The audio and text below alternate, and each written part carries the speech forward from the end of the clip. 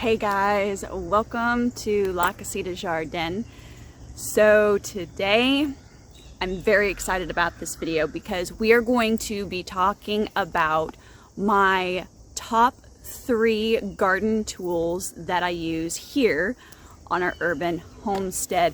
I am going to give you, after some consideration, I'm going to give you a bonus 2 more.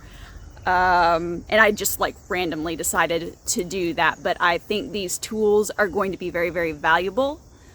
And I want you to know this information primarily because I wish I had known this information. If I had known this information when I was first starting this, I would not have wasted time and money in getting tools that I just don't tend to use as much here on the urban homestead. So I've got tools that I don't necessarily need because of my size and my space, and it was just a waste of time and money. So that, you know, anything to save those 2 things is going to be very, very valuable for me, and I hope you find it valuable as well. So let's go on ahead and dive into the content. My first one, because I've got I do recommend having a basket. I will say that. Get you a basket. You need that for when you're out in the garden. So I guess bonus 3. But the official first tool is gonna be a beautiful little hori. Okay, usually comes like this. So, and this makes it convenient, especially if you're somebody who wears belts. I really should start wearing belts out here so that I can loop it through. 9 times out of 10 I end up leaving my hori lying around somewhere, and I have to hunt it down and kind of end up looking like Jack Sparrow when he's trying to steal a boat, ship, whatever. But this hori I use in so many different ways. The number one way is, if you have ever owned a trowel, you can use this like a trowel. I don't know if you can see this real well, but see how that is scooped? Okay, so you can use this exactly like you would a trowel. On here, let me try and get you see that? There's measurements. Along the side, you've got one side is kind of serrated, one's just a technical blade. So this is really handy if, when you're in a garden bed or in any garden space, you can actually use this and go down pretty deep and remove weeds very easily with this. You can also use these on your plants. So tomato plants, when I seem to misplace my snips, I just use the edge and I can cut off dead branches. I can use this to cut string for when I am stringing up our tomatillos or tomatoes or peppers, but I use this all the time. So if I had to only pick one garden tool to run away in a zombie apocalypse situation, I'm going to be taking my beautiful hori with me, because it does everything. I have removed rock with it. I've removed really, really vicious weeds. I've removed tree roots with this thing. It does a variety of things. All right, so the next one. Now, this is a Japanese hoe. I am not even going to attempt to pronounce the name. I will have direct links to all of these down below in the description box so that you can find them very easily and go and purchase. But if you have garden beds, and in this urban space, obviously, we have garden beds. This has saved my back on so many different occasions, because as somebody who has neurologic pain problems, that are chronic, sometimes you just can't move real well. So having this longer hoe allows me to get into the beds without having to lean over as much, and I can remove weeds. I can go in and I can turn a bed. You will have seen a video with me using this to turn our herb bed here and add in some fresh compost and manure to correct some soil contamination. So the other thing that I've done with this, if you go back a bit farther, is I have used these primarily on the front to remove ground. The blade is very, very sharp, okay? So I will warn you of that. If you have children, animals, you want to be careful about where you store this, obviously, because it is sharp. But it removes rocks really well. It removes devilweed or Bermuda grass really, really well. And if you've ever dealt with devilweed, you will know exactly what I'm talking about, because the root base turns into this really, really big clump and then it vines out and makes more of them. It's wicked. Worst weed ever.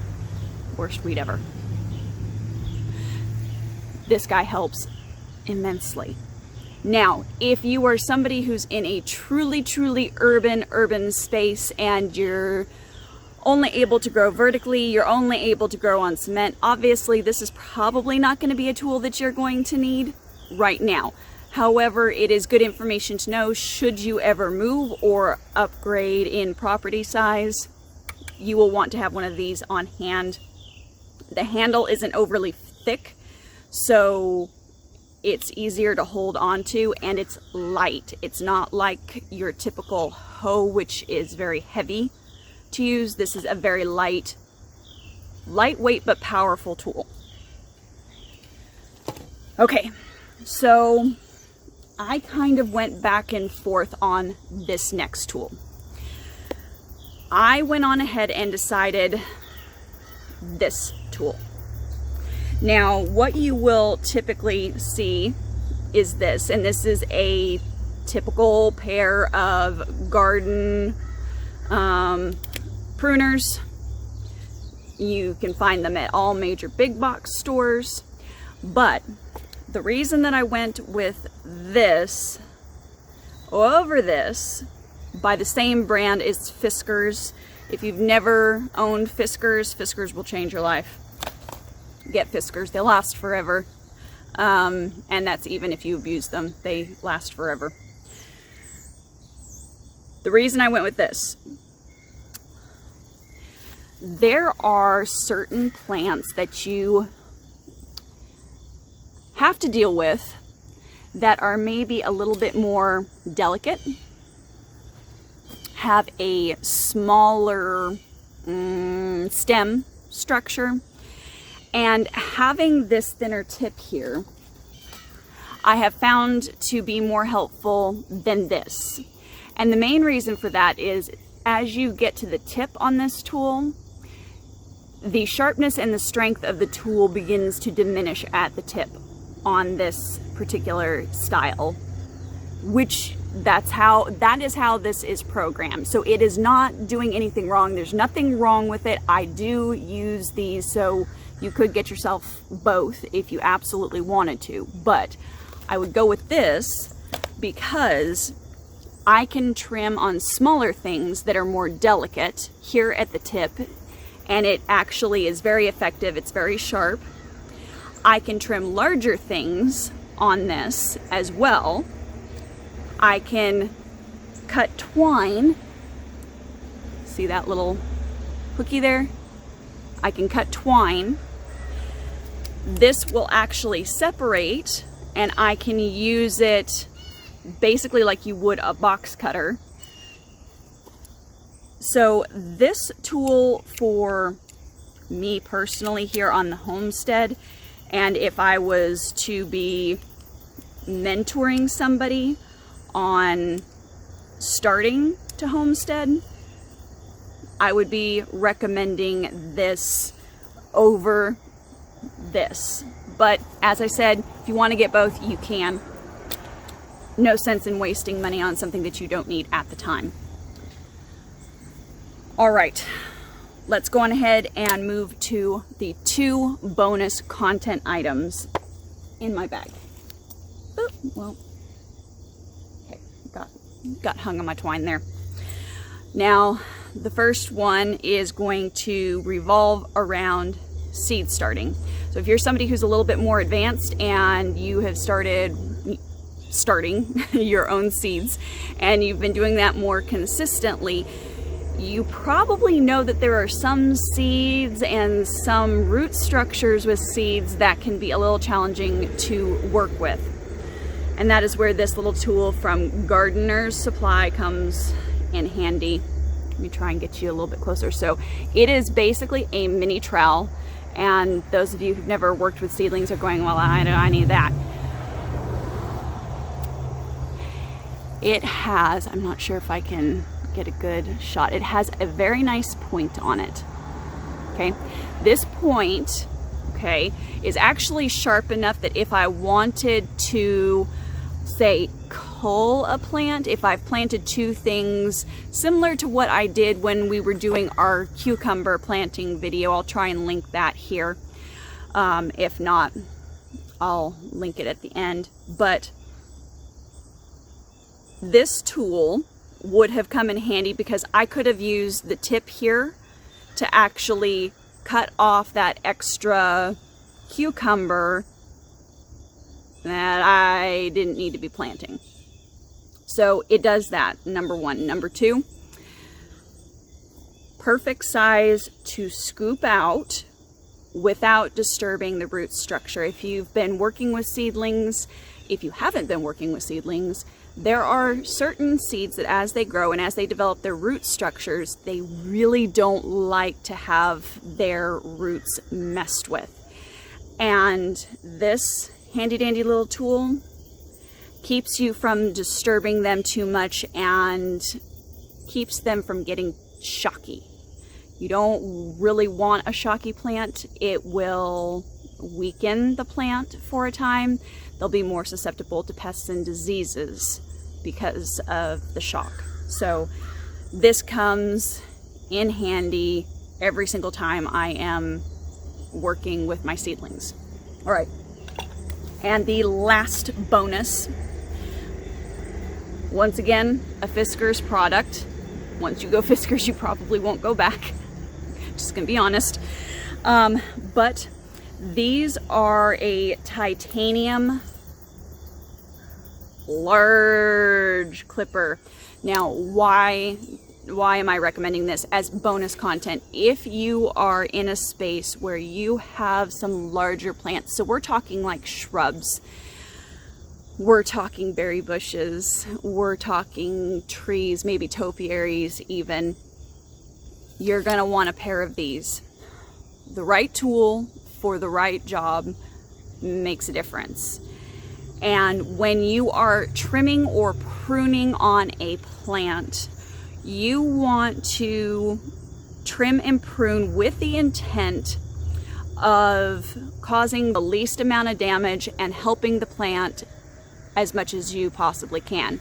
Now, of course, you're going to, be looking at me and saying, but you're cutting on it, so isn't that causing trauma? Yes, but it is better to do it with the right tool so that you are not injuring the plant more excessively than what you are doing.